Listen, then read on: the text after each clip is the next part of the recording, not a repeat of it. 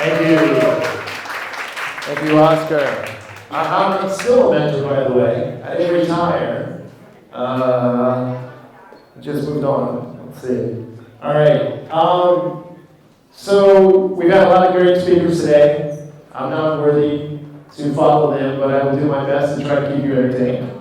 So these are a few of the lessons that I learned trying to survive as a foreign entrepreneur in China. So I'm going to try to do 8 lessons.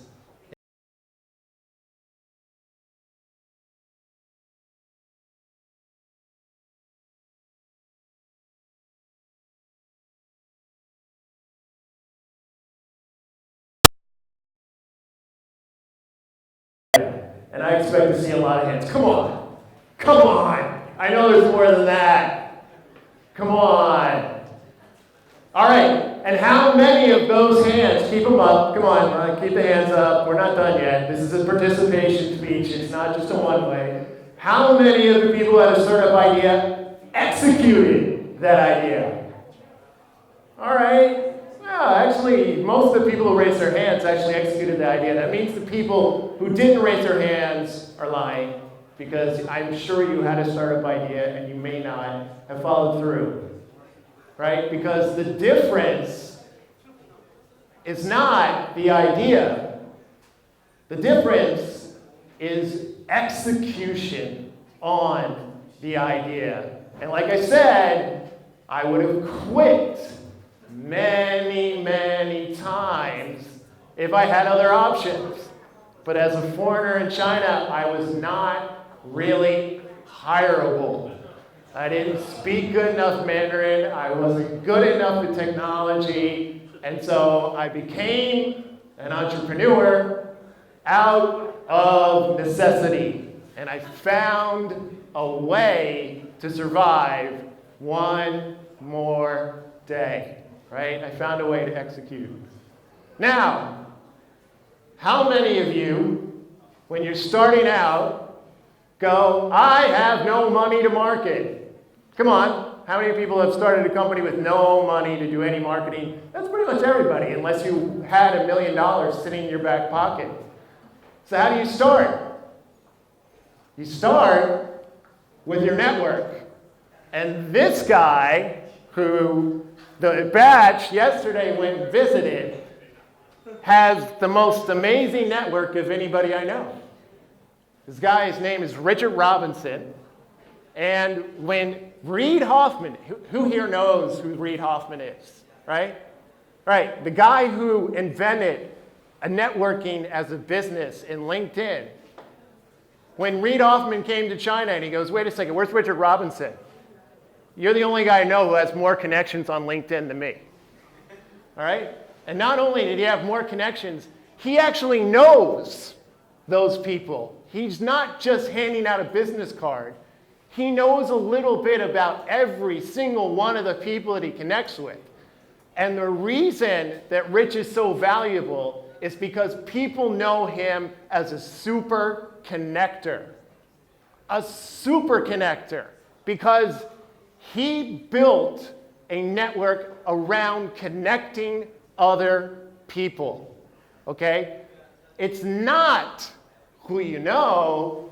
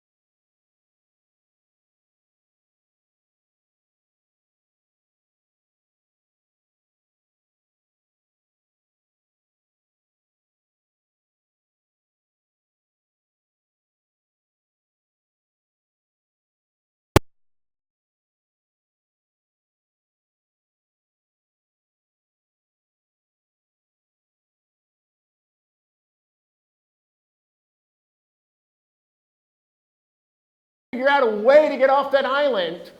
Are you going to kill that other person? Or are you going to find a way to get off the island? If you think you are going to kill the person, that's not your co-founder. All right? If you think you can get off the island with that person, then it might be your co-founder. Okay? So, when you pick a co-founder, you should be as serious about it as if you are taking the vow. All right? Now, getting to the vows, your hidden co-founder. Can anybody think of what a hidden co-founder, who that person might be? Anybody? No?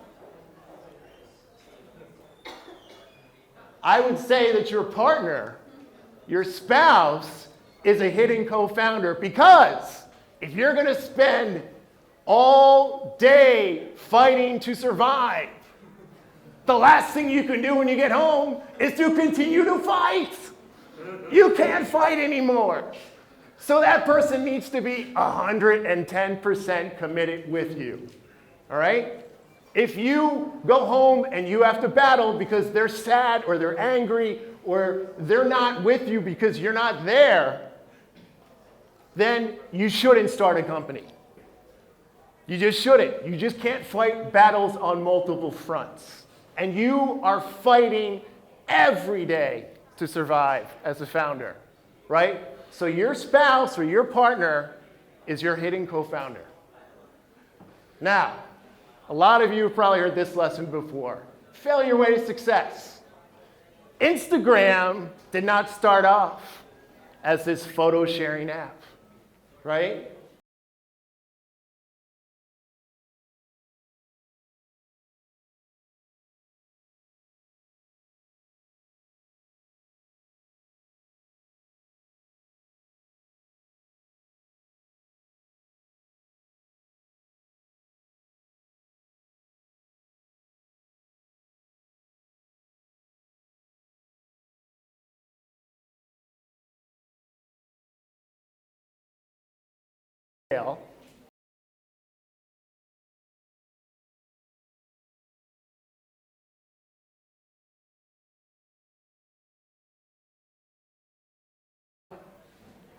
So how you fail determines your success. Oh, this one was a really, really tough lesson for me, okay? We had a profitable business, yeah! But we had clients who didn't pay us for up to 18 months. Oh, right? Most startups fail because of cash flow, lack of cash. And I struggled with my co-founder to explain the difference. The spreadsheet does not mean shit. It doesn't mean shit if you don't have cash in the bank, okay? So I'd rather be Groupon, who's collecting all the cash up front and losing money, than to be profitable with no cash in the bank, okay? Cash is more important than profit. All right, getting to the end here. Frankie G, Frank Genovese. He was an entrepreneur who came to my business school. He'd been successful multiple times over, and he was very generous, and he came back and taught a class, and what he taught me was that if you were going to be an entrepreneur, you needed to have 2 of the 3 legs of the table, of the stool, right?